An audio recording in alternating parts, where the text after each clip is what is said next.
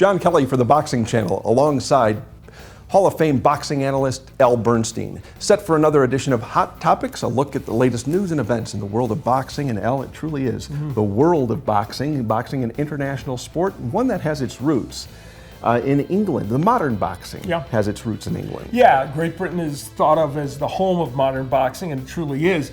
And we're going to talk about some fights that are very important for Great Britain. Let's call this our UK version of Hot Topics. We will, and the lead story, hot topic number one, is the all-British heavyweight showdown just announced between David Haye and Tyson Fury. Fury is an undefeated fighter, a perfect 25-0, and one that you're familiar with. You've seen a lot of his fights. I have. You know, I was privileged to be the first American broadcaster ever to do a British series on British TV on the Channel 5, an over-the-air network there, and we featured many of the Tyson Fury fights, or have featured many of them, and so I've had a chance to do a number of his fights, be around him a lot, and in the process, I found out it's an interesting dichotomy with Tyson Fury. He is an interesting, funny, clever man when you're just chatting with him in private, but his public persona is just a little more combative and a little more over the top and edgier.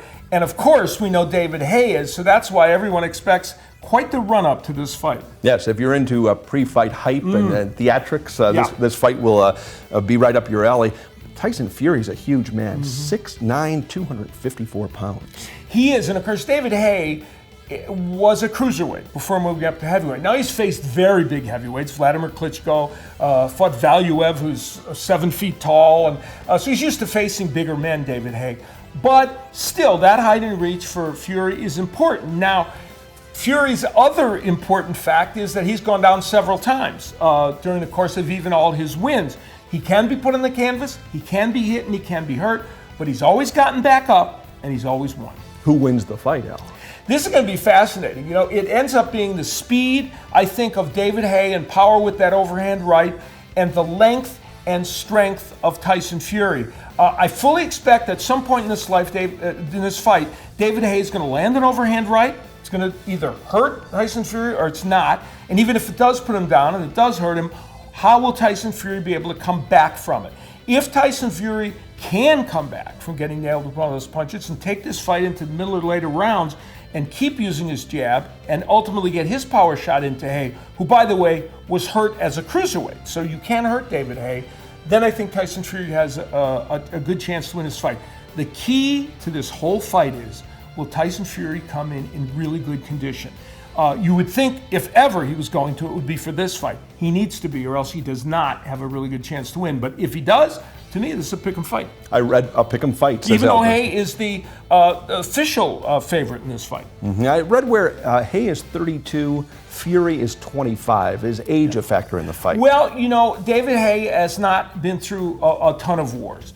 But since speed is the difference here, we've acknowledged, age may play a factor because David Haye he takes a lot of time in between fights.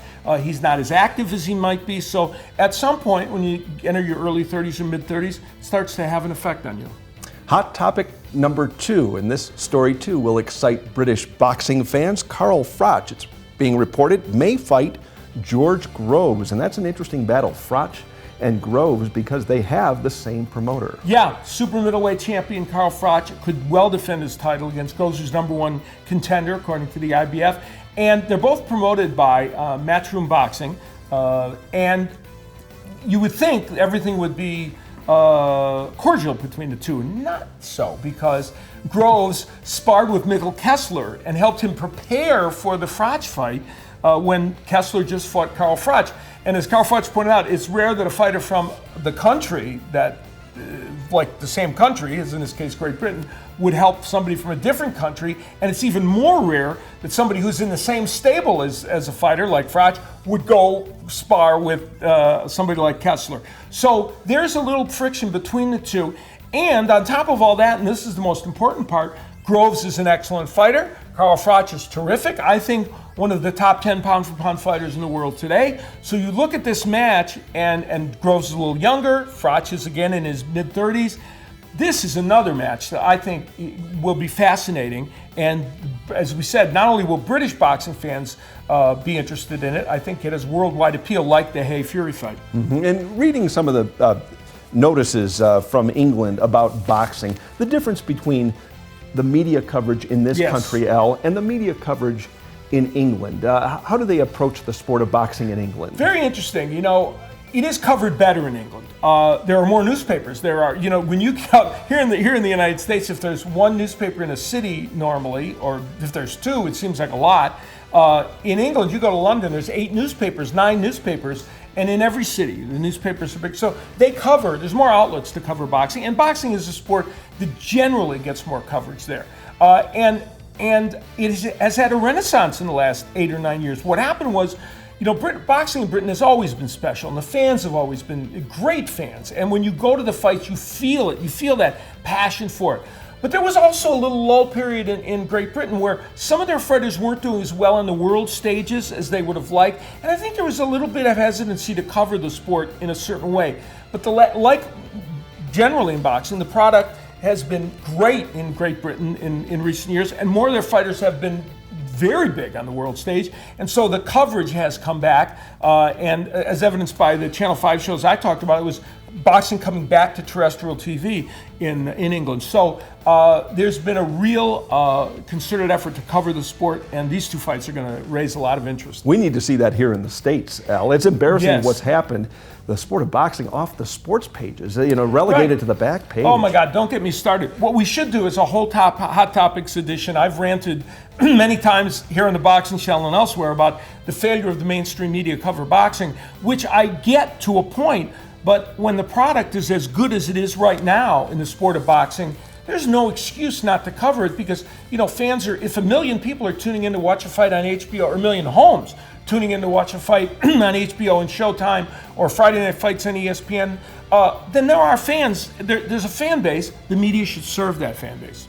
Hot topic number 3, Orlando Cruz. He made news last October by coming out as boxing's first ever openly gay athlete, and now, Al, he has a chance to make history, boxing history. He could become the first openly gay world champion. Yeah, it's fascinating. You know, he's fighting Orlando Salido for a vacant featherweight title that Mikey Garcia had, and ironically, he beat Salido for the title, but then had to relinquish it because he came in overweight in his last fight, a win over Juan Manuel Lopez.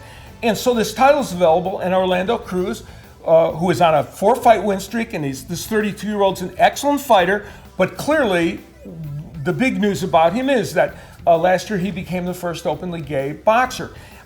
And this is historical. You know, I mean, I know it's a topic that you might say, well, why would we discuss it? Well, I think it's worth discussing because it would be historic. Mm-hmm. And in a sport that is so macho, you know, where a heavy emphasis is placed on machismo, it must have been tough for him to come out. Yeah, and you know what's interesting? The backlash, it seems to me, based on what I've seen, I don't know, personally, he hasn't talked about too much of a backlash. There wasn't as much as you would expect, whether it's from the fans or certainly not from the media. And of course, we saw Jason Collins go through this in the NBA. There wasn't as much response. Now, the interesting thing will be if you win a world title, will there be more backlash? And will Orlando Cruz face any backlash from it? I think it's a fascinating thing. There have been cases in the past in boxing where there's been slurs made, like in other sports. I mean, Kobe Bryant got fined for what seemingly was a homophobic remark. So we've seen evidence in the past of this kind of thing, but it'll be interesting to see if Orlando Cruz, if he wins the title against Salido, and if there is backlash. And it'll be interesting to see and follow the career of one Orlando Cruz, and we'll know we've come a long way as a society, Al, when this kind of a story, more of a footnote than a headline. Absolutely. Yeah, I agree with you 100%. It's worth mentioning and talking about because of the historic nature, but you're right. When it is not important anymore is when we know we've made some progress. For Al Bernstein, Hall of Fame boxing analyst, I'm John Kelly for the Boxing Channel.